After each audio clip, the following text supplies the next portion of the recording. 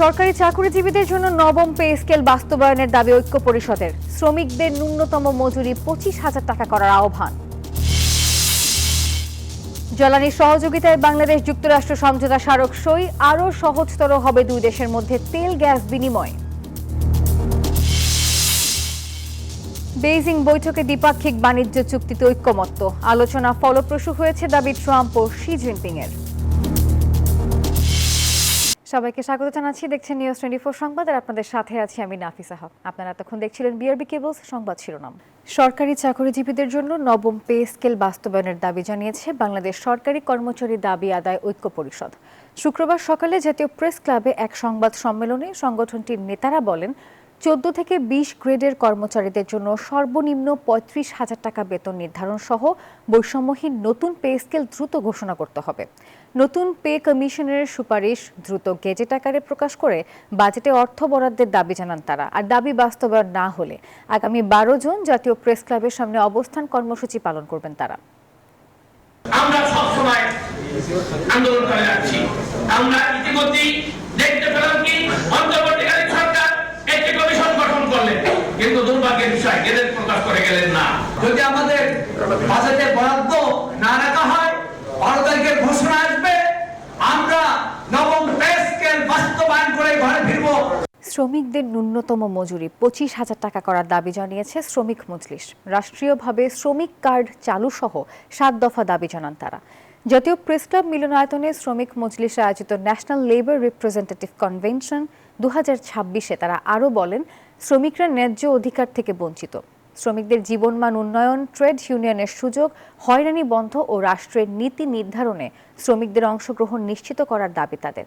আর এছাড়াও চা শ্রমিকদের দৈনিক ন্যূনতম মজুরি 300 টাকা করার আহ্বান জানান তারা। দাবি আদায়ে পরবর্তীতে কর্মসূচি দেয়া হবে বলে তারা ঘোষণা দেন। একটি দেশের জিডিপি যদি 83% শ্রমজীবী মানুষদের কাছ থেকে আসে, তাহলে সেই দেশে সম্পূর্ণ জায়গা থেকে শ্রমিকদের প্রতি কি কমিটমেন্ট আছে? শ্রমিকের নিম্নতম মজুরির কথা বলছেন, শুধু নিম্নতম মজুরি বললে হবে না, তাদের শিক্ষা দীক্ষা, তাদের আবাসন, তাদের চিকিৎসা, এগুলোর ব্যবস্থা করতে হবে। এইগুলো যদি ব্যবস্থা করতে পারেন, তাহলে একজন মানুষ হিসাবে সম্মানিত সদস্য সমাজে তারা বাস করতে পারবে।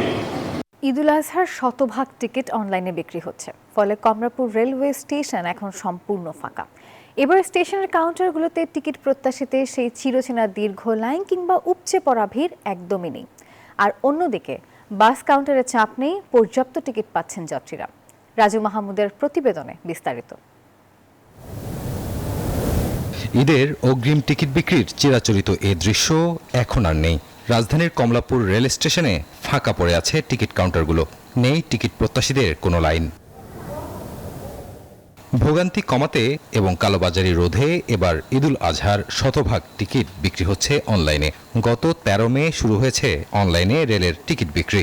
যদি তার সম্মানিত যাত্রীর টিকিটের সাথে তার এনআইডির মিল পাওয়া না যায়, তাহলে তাকে বিনা টিকিট হিসেবে চিহ্নিত করা হবে। আমাদের পক্ষ থেকে যে সতর্কতা যেটা বলার, সেটা আমরা বলেছি, রেলের নির্দিষ্ট সার্ভার ছাড়া অন্য কোথাও বা কারো কাছ থেকে টিকিট ক্রয় করবেন না। আসন্ন ঈদুল আজহা উপলক্ষে যাত্রী যাতে নির্বিঘ্নে স্বাচ্ছন্দ্যে বাড়ি যেতে পারে, সেই ব্যবস্থা করার জন্য আমরা সর্বোচ্চ চেষ্টা করছি।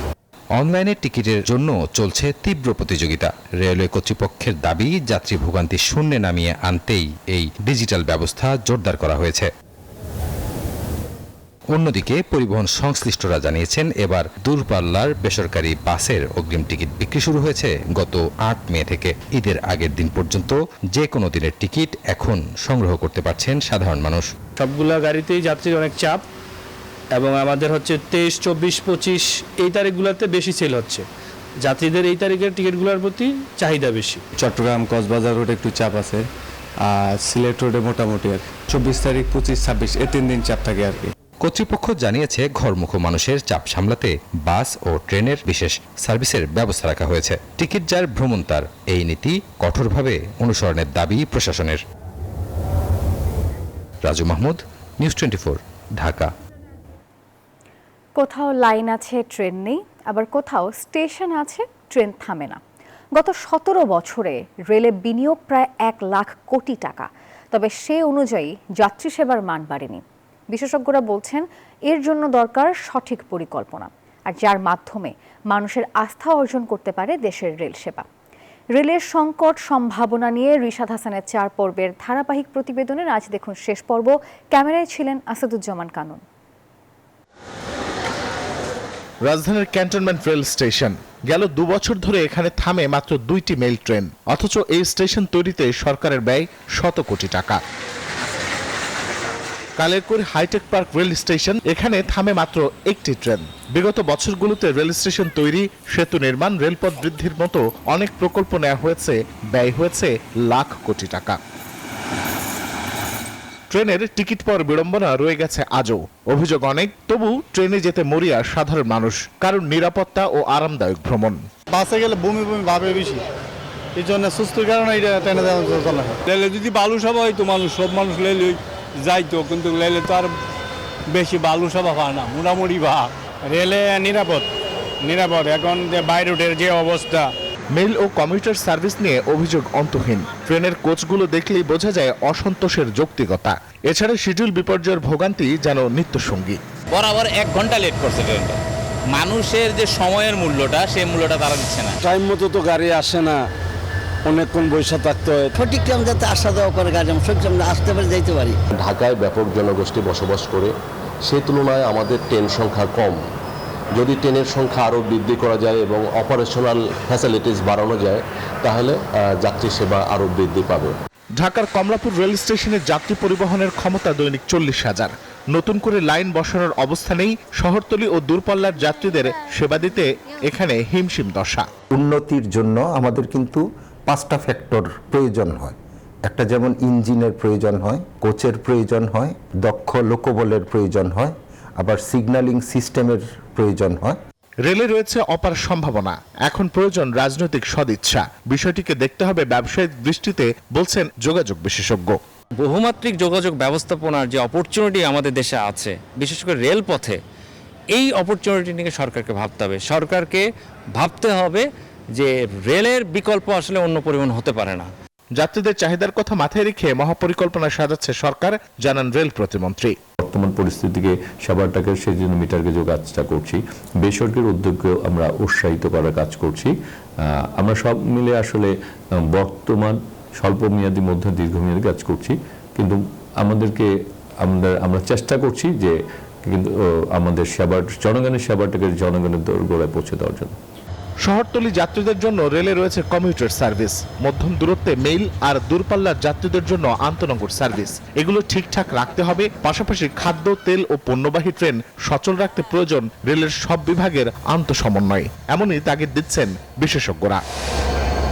রেল সেবা নিয়ে মানুষের অভিযোগের শেষ নেই, কিন্তু তারপরেও মানুষ যেমন আশায় বাঁচে, ঠিক তেমনই সাধারণ মানুষ বলছেন একদিন সত্যিকার অর্থে ঘুরে দাঁড়াবে এই সেবা, এবং এই রেল সেবা হিসেবেই মানুষের পাশে থাকবে সব সময়। রিশাদ হাসান, নিউজ 24, ঢাকা।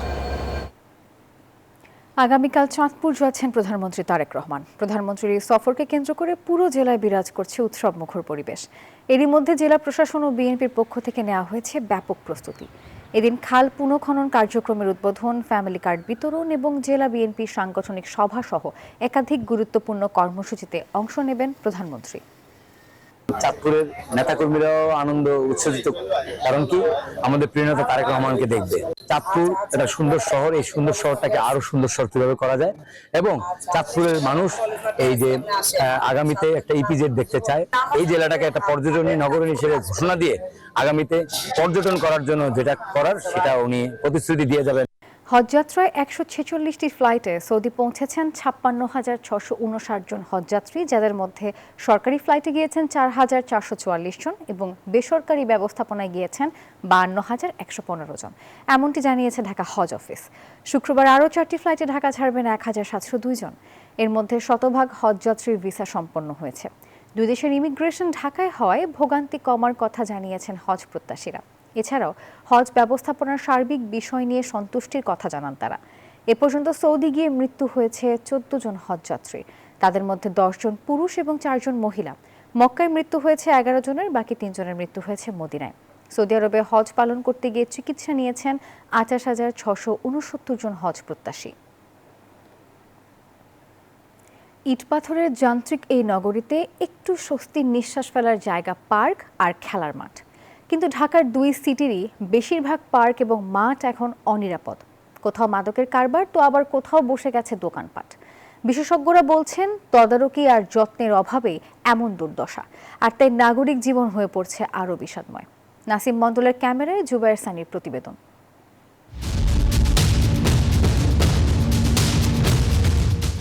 রাজধানীর কারওয়ান বাজার ও বাংলা মোটর সংলগ্ন পান্থকুঞ্জ পার্ক একসময় ছিল নগরবাসীর হাঁটাহাঁটি ও অবসরের অন্যতম জায়গা।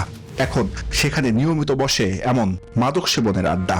এছাড়া পার্কটির বড় অংশ ঢাকা এলিভেটেড এক্সপ্রেসওয়ের নির্মাণ কাজ, টিনের বেড়া ও নির্মাণ সামগ্রীর দখলে। মোহাম্মদপুরের টাউন হল শহীদ পার্ক মাঠের অবস্থা আরও ভয়াবহ। প্রবেশপথ দখল করে বসেছে চা, সিগারেট আর আসবাবপত্রের দোকান। মাঠের ভেতরে দখল করে রাখা হয়েছে ফার্নিচার, চলছে আসবাব তৈরির কাজও। মানুষের সমস্যা করে কাজ করি না তো, মানুষের লিগে তো মনে করেন জায়গা দিয়ে দিছে, সাইড করে কাজ করি যেন কারো সমস্যা না হয়। মাঠের মধ্যে যখন চলছে খেলাধুলা, ঠিক তার পাশেই বসে বখাটেদের আড্ডা। চলে মাদক সেবন। সাধারণ মানুষের জন্য এখানে হাঁটাচলা করাও যেন দায়। এছাড়া যারা মাঠে শিশুদের নিয়ে কিছুটা সময় কাটাতে আসেন, তারাও পড়েন বিড়ম্বনায়। যত রাইডস ছিল ওগুলো মোটামুটি সব ভেঙে অবস্থা খারাপ। আর পাশাপাশি এখানে কিছু সাসপিশিয়াস অ্যাক্টিভিটিও আমরা প্রায় লক্ষ্য করি। এই মাঠেই কথা হয় কয়েকজন তরুণের সঙ্গে। তারা চান দ্রুত যেন মাঠটি সংস্কার ও পরিবেশ উন্নত করা হয়। মাঠেরও কোনো পরিচর্যা হয় না, আমরা আমাদের মতো করে আসি, খেলি, মাঠে ঘাস বড় হয়। মাদকের চলে বেশি, সবচেয়ে বেশি, এবং এনে যখন আমরা আসি নিরাপদ না কোনো কিছু নেই। রাজধানীর লালমাটিয়া ডি ব্লকের এই মাঠটি একসময় মুখর থাকত শিশুদের কলকাকলিতে, কিন্তু এখন সেখানে শুধুই হাহাকার। মাঠের লাইট, সিসি ক্যামেরা থেকে শুরু করে শিশুদের খেলনাগুলো চুরির হাত থেকে রেহাই পায়নি। আমরা যারা এই ব্লকের ভিতরে বা হাউজিং প্রপার্টির ভিতরে যারা আছি, তারা এই সুবিধাটা নিতে পারতেছে না। এটা সিকিউরিটিটা ভালোভাবে এখন ওইভাবে গড়ে ওঠে নাই। একটু যদি অর্গানাইজড হতে এটা করা হয়, তাহলে কিন্তু এটা একদম অনেক ভালো কিছু এখানে সম্ভব। রাজধানীর পার্ক ও মাঠের এমন দশার জন্য কর্তৃপক্ষের উদাসীনতা ও সঠিক ব্যবস্থাপনার অভাবকে দায়ী করছেন বিশেষজ্ঞরা। তৈরি করার পরে কোনো ধরনের মেইনটেনেন্সের জন্য খরচ না করা, মেইনটেনেন্স না করা, তদারকি না করা, এবং যারা ব্যবহার করছে তাদেরকেও এর সাথে অংশগ্রহণমূলক একটি ম্যানেজমেন্ট বা ব্যবস্থাপনায় না রাখা ভয়ঙ্কর রকম অপরাধ। সে অপরাধের সিটি কর্পোরেশনগুলো এককভাবে দায়ী। ঢাকা উত্তর সিটি কর্পোরেশনের প্রশাসক বলছেন তারা দ্রুত ব্যবস্থা নেবেন। যেখানে খালি জায়গা থাকবে সেই খালি জায়গাটাকে খেলার মাঠ উপযোগী করে এটাকে খুলে দিতে হবে, যাতে সবাই খেলতে পারে, শুধুমাত্র একটা নির্দিষ্ট কোনো গোষ্ঠী না। 2000 সালের সংরক্ষণ আইনকে তোয়াক্কা না করেই অনেক স্থানে গড়ে উঠছে বাণিজ্যিক স্থাপনা। সিটি কর্পোরেশন থেকে অভিযানের আশ্বাস দেয়া হলেও বাস্তবে তার প্রতিফলন সামান্যই। পার্ক বা খেলার মাঠকে বলা হয় একটি নগরের ফুসফুস, কিন্তু দখল আর অব্যবস্থাপনার কারণে সেই ফুসফুস আজ ক্ষতবিক্ষত। সাধারণ মানুষের দাবি, দ্রুত যেন এই দখলদারিত্বের বিরুদ্ধে ব্যবস্থা নেয় প্রশাসন। জুবায়ের সানি, নিউজ 24, ঢাকা। পাহাড়ি ঢলে নেত্রকোনার কলমাকান্দা উপজেলার সীমান্তবর্তী গণেশ্বরী, পাটেশ্বরী ও মহাদেও নদে পানি বৃদ্ধি পেয়ে কয়েকটি বাঁধ ভেঙে হাওড়াঞ্চলে পানি প্রবেশ করছে। কৃষি বিভাগের তথ্যানুযায়ী এ পর্যন্ত জেলায় প্রায় 80 থেকে 85% ধান কাটা সম্পন্ন হয়েছে। তবে টানা ভারী বৃষ্টিপাত হলে নিম্নাঞ্চল প্লাবিত হওয়ার আশঙ্কা রয়েছে। নেত্রকোনার বিভিন্ন নদ নদীর পানি আবারও বৃদ্ধি পেয়েছে। পানি উন্নয়ন বোর্ডের সর্বশেষ তথ্যানুযায়ী কলমাকান্দা পয়েন্টের উবদাখালী নদীর পানি ও জারিয়া পয়েন্টে কংস নদের পানি বিপদসীমার নিচ দিয়ে প্রবাহিত হচ্ছে। বাংলাদেশ ও যুক্তরাষ্ট্রের মধ্যে স্বাক্ষরিত হলো কৌশলগত জ্বালানির সহযোগিতা সমঝোতা স্মারক। স্থানীয় সময় বৃহস্পতিবার সকালে ওয়াশিংটন ডিসিতে মার্কিন জ্বালানি দপ্তরে বাংলাদেশের পক্ষে সমঝোতা স্মারক স্বাক্ষর করেন পররাষ্ট্রমন্ত্রী ডক্টর খলিলুর রহমান এবং যুক্তরাষ্ট্রের পক্ষে জ্বালানি মন্ত্রী ক্রিস রাইট। বিশ্ববাজারের অনিশ্চয়তার এই সময়ে চুক্তিটি বাংলাদেশকে দেবে সাশ্রয়ী জ্বালানি সরবরাহ উৎসের বহুমুখীকরণ এবং দীর্ঘমেয়াদী জ্বালানি নিরাপত্তার নতুন ভিত্তি। তেল, গ্যাস, এলএনজি, এলপিজি থেকে নবায়নযোগ্য শক্তি, দুই দেশের এই নতুন অংশীদারিত্ব জ্বালানি খাতে সম্ভাবনার দিগন্ত উন্মোচন করল।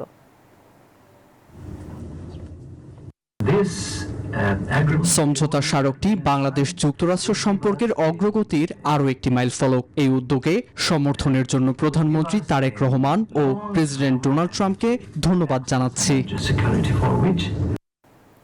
রাজধানীর বাজারে নিত্যপণ্যের দাম বেড়ে চলেছে। ক্রমেই বাড়ছে সবজির দাম। যে কোনো সবজি কিনতে হলেই কেজিতে খসাতে হচ্ছে ৮০ থেকে ১২০ টাকা। ডিমের দাম মাসের ব্যবধানে বেড়েছে 4 বার। এদিকে সোনালী মুরগির দাম কমলেও ব্রয়লারের দাম কেজিতে 15 টাকা বেড়েছে। নিত্য প্রয়োজনীয় পণ্যের দামে এমন অস্বাভাবিক ঊর্ধ্বগতিতে দিশেহারা হয়ে পড়ছেন সাধারণ ভোক্তারা। সংকট নিরসনে দ্রুত বাজার তদারকির দাবি তাদের। নিম্ন আয়ের মানুষের প্রোটিনের প্রধান উৎস ডিম। গত এক মাসে সেই ডিমের দাম বেড়েছে 4 বার। এক মাস আগেও যে ডিমের ডজন ছিল 110 টাকা, সেই দাম থেকে 150 টাকায়। সবজি কমে গেছে, মাছ টাছ কমে গেছে, ডিমের দাম স্বাভাবিক একটু বৃদ্ধি পায় এই টাইমে। 10,000 12,000, ওই 2-3,000 যাই নেই, বেশি না, ওটা ডিমের ব্যাপার আছে। আমিষে আরেক উৎস মুরগি। সপ্তাহের ব্যবধানে 15 টাকা বেড়ে ব্রয়লার বিক্রি হচ্ছে 185 টাকা কেজি। তবে সোনালীর দাম কিছুটা কমেছে, কেজি 280 টাকা। যেসব গাড়িতে ব্রয়লার আসতো ওইসব গাড়ি বর্তমানে এখন গরু আনা নামা করতেছে, এই কারণে ব্রয়লারের গাড়িটা সংকট, এই কারণে ব্রয়লারের দামটা একটু বাড়তেছে। ডিমের দাম তো কমে না, আর অন্যান্য জিনিসের দামও মনে করেন কমে নাই। আর মনে করেন গরিব মানুষ তো কিনে খেতে হবে।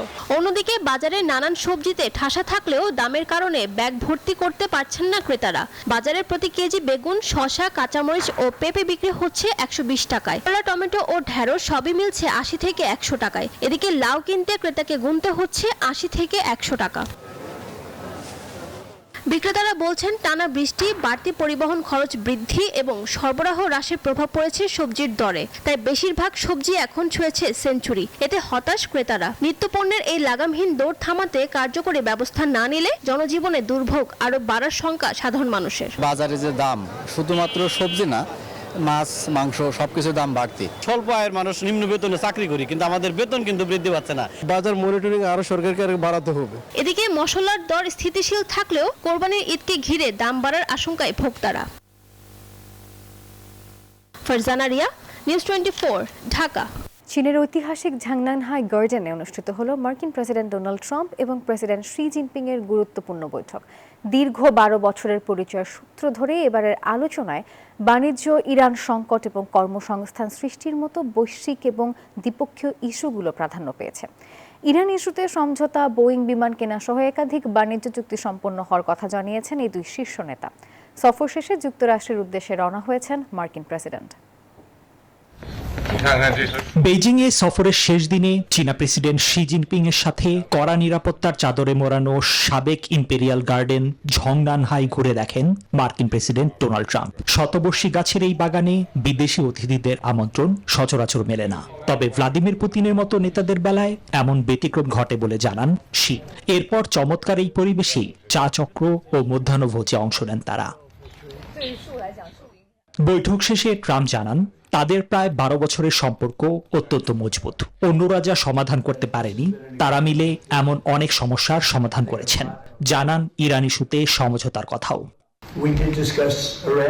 আমরা চাই না তাদের কাছে পারমাণবিক অস্ত্র থাকুক। আমরা হরমুজ প্রণালী খোলা রাখতে চাই।